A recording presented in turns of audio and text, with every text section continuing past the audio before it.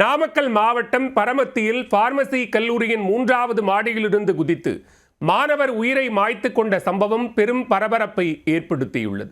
மாணவர் விபரீத முடிவை எடுக்க காரணம் என்ன?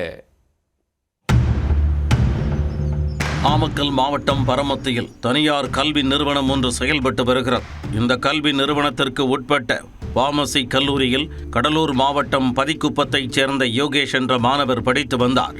விடுதியில் தங்கி B.Pharm 3ஆம் ஆண்டு படித்து வந்தார் யோகேஷ். இந்நிலையில் விடுதியில் தங்கி படிக்கும் மாணவர்களின் அறையில் போதைப் பொருட்கள் இருப்பதாக கல்லூரி ஆசிரியர்களுக்கு தகவல் கிடைத்துள்ளது.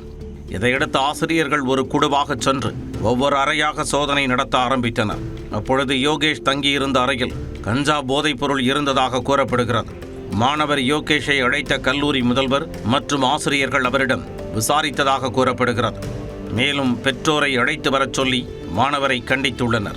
இதில் மனமுடைந்த கல்லூரி மாணவர் யோகேஷ் பெற்றோருக்கு தெரிந்தால் தனது நிலைமை மோசமாகிவிடும் என பயந்து போனார்.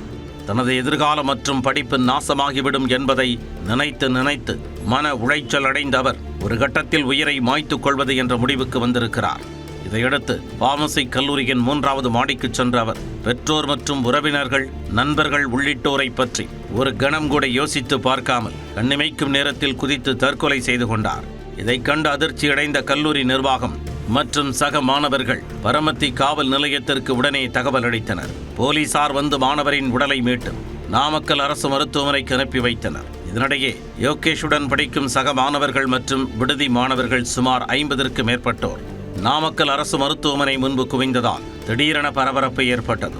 இதனால் எந்தவிதமான அசம்பாவித சம்பவங்களும் நடைபெறாமல் இருக்க அரசு மருத்துவமனை மற்றும் கல்லூரி முன்பு போலீசார் குவிக்கப்பட்டுள்ளனர். இந்நிலையில் மாணவர் தற்கொலை செய்து கொண்ட சம்பவத்தை அடுத்து கல்லூரிக்கு விடுமுறை அளிக்கப்பட்டுள்ளது.